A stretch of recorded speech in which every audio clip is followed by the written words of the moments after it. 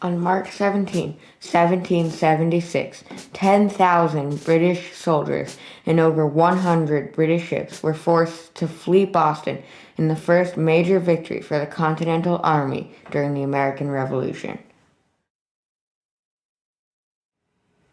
After a daring overnight plan to construct an entire fort in one night, George Washington's army had forced the most powerful military in the world to leave Boston without bloodshed.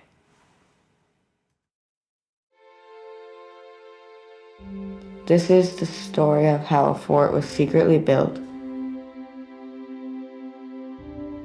and how the ingenuity and determination of colonial Americans emerged to forecast the character of a new nation.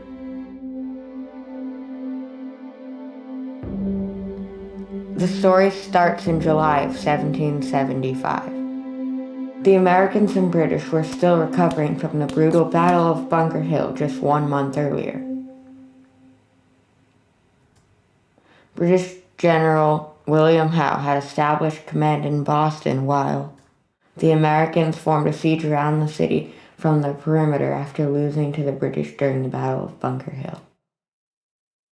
On July 3rd, after being unanimously selected by the Continental Congress to lead the army, George Washington arrived in Cambridge, Massachusetts. He refused to take a salary and made it clear that he thought it was an impossible mission. Today there's a marker in the Cambridge location where Washington first addressed the troops. Although American forces had established a siege surrounding the city, British had control within, including several dozen naval ships dominating Boston Harbor. Washington had expressed his doubts about defeating the British, having said even before he met the troops that the only chance of winning the war would be if the finger of Providence is in it, which really meant that there had to be some divine intervention. But when Washington arrived in Cambridge, he became even more discouraged by what he saw and learned of the army. First, he learned that about 15% of the enlisted men were unaccounted for. Camps were in total disarray. There was a shocking high tolerance of profanities, drinking, and waste of gunpowder and ammunition. Rank was determined by popularity as opposed to appropriate experience and acumen. Reverend William Emerson, who had witnessed the battle at Concord in April 1775, described the tent-like shelters of the camp in Cambridge. It is very different to walk among the camps. They are as different in their form as the owners are in their dress, and every tent is a portraiture of the temper and taste of the persons who encamp in it.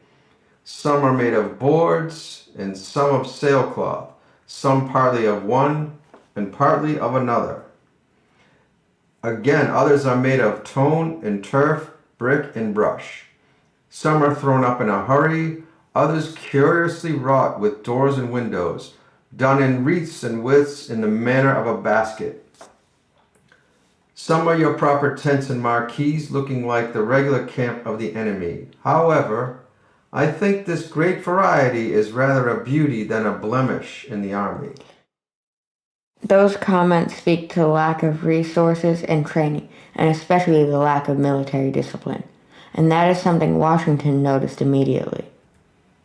One of the few bright spots Washington had noticed were a series of fortifications managed by a non-commissioned participant named Henry Knox, a figure who would grow to significant importance not only during the events around Boston, but also as the war developed and eventually as the U.S. Secretary of War. Washington, as well as his top general, Charles Lee, who was also interested with the work, both took an immediate interest in Henry Knox. And although Knox was not an officer, they would begin to include him in meetings regarding strategy and sometimes dine together with their wives, Martha Washington and Lucy Knox. Washington had some hope in people like Knox, despite the monumental challenge with an untrained military that was low on supplies. Washington believed in the cause, but he had taken command somewhat reluctantly, stating, I beg it may be remembered, I this day declare with the utmost sincerity, I do not think myself equal to the command. He had written to his wife, Martha, that he tried everything he could to avoid the responsibility and that destiny had thrown him into this situation. To accept command, Washington had left behind not only Martha for much of the war, but also his estate, which included horses and thousands of acres of land at Mount Vernon. In his letters to Martha, he often mentioned how much he missed his horses. His skill as a rider would become apparent in Revolutionary battles.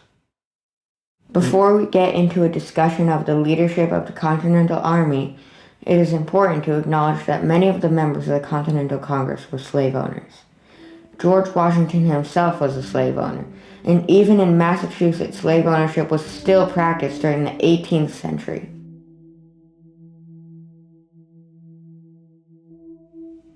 In fact, the man who was recognized as the first person killed in the American Revolution, killed during the Boston Massacre on March 5, 1770, was Crispus Attucks.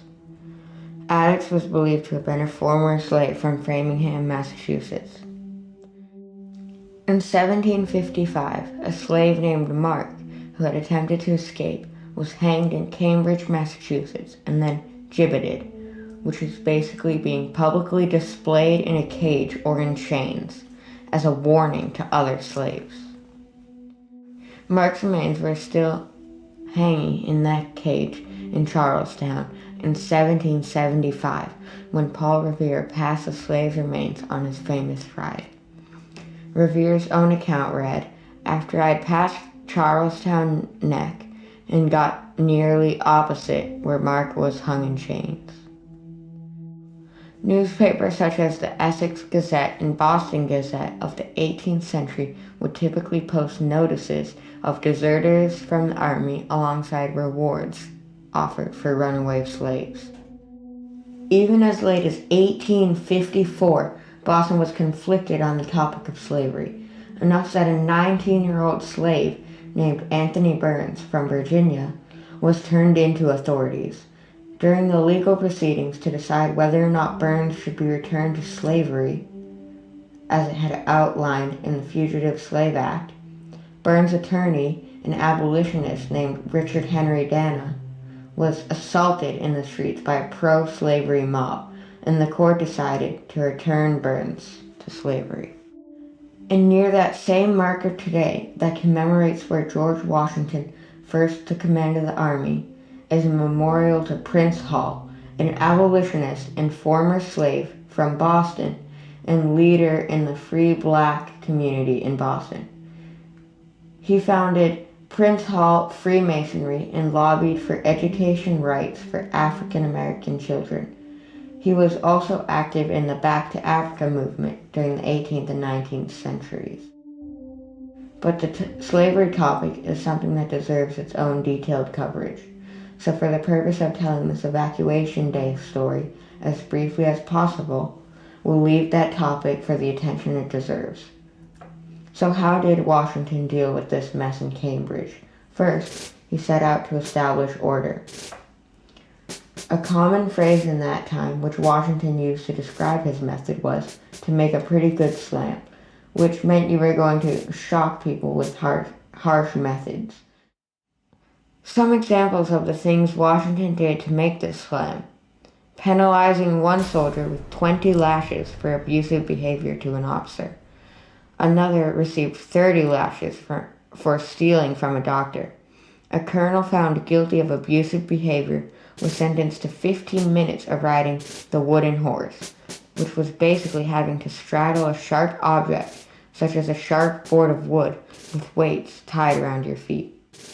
Washington also introduced kitchen inspections, cleaning rules, and troops were no longer allowed to swear or be drunk. He also required troops to attend religious services. He put strict rules on the use of gunpowder and forbade talking with the enemy, so punishments such as court-martials, lashes, and fines became everyday practices. Washington also made it a point to be an everyday visibility. often personally visiting the lines and inspecting fortifications. Reverend Emerson noted this change. The strictest government is taking place, and great distinction is made between officers and soldiers. Everyone is made to know his place and keep in it. Thousands are at work every day from 4 till 11 o'clock in the morning. But among his many challenges was the challenge of leadership. As we said before, rank was determined based on popularity and not experience, until Washington came and determined his own officers based on merit and skill. Washington allowed demoted officers to leave if they did not like the new rules that he had put in place, and some did. Accompanying Washington to Cambridge was Charles Lee, Washington's second in command. Lee was born in England and served with Washington during the French and Indian War. He was viewed as well qualified to command the army, but Congress had chosen Washington instead because he was born in Virginia and Charles Lee was born in Britain.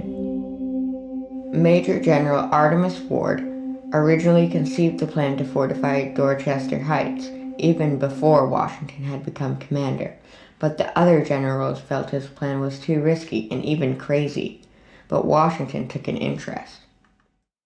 Israel Putnam had emerged as an influential and passionate military leader early in the Revolution. He participated in the Battle of Bunker Hill and is believed to have ordered Prescott to tell his soldiers the famous line, "Don't fire until you see the whites of their eyes." He was so well respected that he was the only officer under Washington's command to be elected general unanimously by the Continental Congress. One of the most famous stories that was widely circulated and served to characterize the cause, as well as the nature of the Americans who participated, was of Putnam walking away from his plow to join the Continental Army. Washington did have some generals who had experience in the British military. One of those was Horatio Gates, who had retired from the military to become a farmer and embraced a glorious cause. Gates proved to be instrumental in training the troops. Washington's leadership circle also included some who had previously been completely inexperienced in military matters. One of these was Nathaniel Greene, a schoolteacher from Rhode Island. Nathaniel Greene is particularly interesting because despite having zero military experience, he rose the ranks quickly.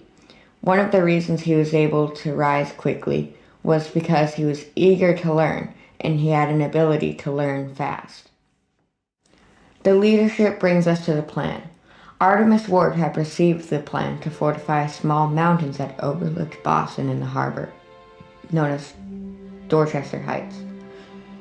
Many of the generals thought that his plan was crazy and impossible, so they just ignored it, but Washington was particularly interested. That's enough for the first part of the story of Evacuation Day. We've summarized the early days of the Siege of Boston. Check out episode 2, in which we cover Henry Knox and his noble train.